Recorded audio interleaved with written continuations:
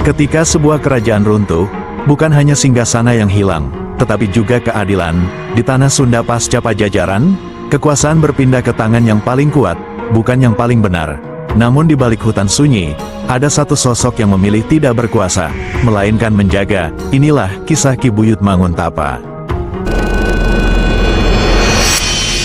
Serial, cerita naratif, Ki Buyut Manguntapa. Penjaga, Tanah Sunda, runtuhnya Pajajaran, angin berhembus pelan di antara puing-puing istana. Gerbang Pajajaran berdiri terbuka, tanpa penjaga.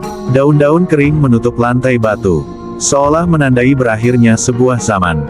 Raja telah tiada, rakyat pergi menyelamatkan diri, dan Tanah Sunda memasuki masa sunyi yang berbahaya. Resi dalam tapanya, jauh dari istana yang runtuh. Di dalam hutan pegunungan, seorang resi duduk bersila di atas batu dingin. Ki Buyut Manguntapa memejamkan mata. Napasnya pelan, menyatu dengan alam. Di sekelilingnya, angin berhenti berbisik, dan burung-burung tak berani bersuara.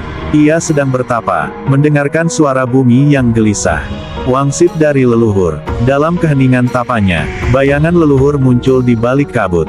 Ki Buyut tidak bergerak, namun dadanya bergetar. Ia melihat Pajajaran runtuh, melihat rakyat menangis, melihat darah yang hampir tumpah. Perlahan, Ki Buyut membuka mata. Ia tahu, ketenangan sudah berakhir. Langkah meninggalkan pertapaan. Pagi itu, Ki Buyut berdiri di depan padepokannya. Tongkat kayu digenggam erat. Ia menoleh ke hutan yang selama ini melindunginya. Dengan satu langkah pelan, ia meninggalkan tempat tapanya. Daun-daun berjatuhan, seakan alam tahu, seorang penjaga sedang bangkit. Desa yang tertekan. Ki Buyut tiba di sebuah desa kecil. Asap tipis mengepul dari dapur. Namun wajah rakyat tidak menunjukkan ketenangan. Anak-anak diam, para orang tua menunduk. Di sudut desa, seorang lurah duduk lemas. Pajak, dan ancaman, bisik mereka. Ki Buyut mendengar, dan hatinya mengeras. Penguasa baru, di pendopo kayu besar, Tumenggung Wiratama duduk sambil tertawa kecil. Emas di pakaiannya berkilau, namun matanya dingin. Ia mendengar laporan tentang seorang resi tua. Biarkan, katanya, tak ada lagi hukum selain kehendakku. Pemuda di tepi sawah yang sunyi. Seorang pemuda mengayunkan golok ke udara.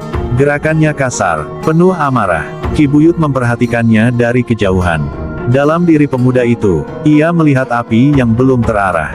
Namanya Jaya Wisesa, ujian kesabaran. Ki Buyut tidak langsung mengajari. Ia hanya menyuruh Jaya membersihkan halaman padepokan. Hari berganti hari, amarah Jaya memuncak. Namun Ki Buyut tetap diam. Karena ia tahu, jawara tanpa kesabaran, hanya akan jadi perusak. Latihan, sebenarnya. Suatu pagi, Ki Buyut meletakkan kendi air di depan Jaya. Angkat, katanya. Jaya mengangkatnya dengan mudah. Namun Ki Buyut menggeleng. Bukan dengan tenaga, ucapnya pelan. Tapi dengan niat. Disitulah latihan sebenarnya dimulai. Padepokan Manguntapa, latihan berlanjut. Gerak pelan, napas teratur. Ki Buyut mengajarkan, silat bukan untuk menyerang, tetapi untuk berdiri, saat yang lain jatuh. Bayangan hitam, di hutan lain, seorang pria berpakaian hitam berdiri. Tanah di sekelilingnya menghitam. Ki Gagak Ireng tersenyum. Ia mencium perubahan. Penjaga telah bangun, bisiknya. Desa dalam api. Malam itu, teriakan membelah gelap. Api menjilat atap rumah. Ki Buyut datang. Tidak berteriak, tidak mengamuk. Api padam, dan orang-orang mulai berbisik tentang seorang resi penjaga. Nama yang tersebar, nama Manguntapa, mulai beredar dari desa ke desa. Sebagai harapan, sebagai ancaman bagi penguasa. Tumenggung mendengar, dan amarahnya tumbuh.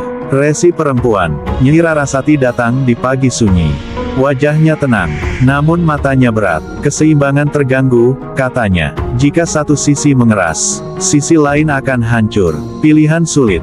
Jaya ingin menyerang, ingin membalas. Ki Buyut menahan. Penjaga tidak boleh dikuasai amarah.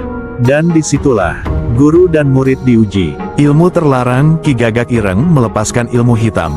Hutan mengerang, binatang berlari, alam mulai menolak keseimbangan palsu. Harimau putih di malam berkabut.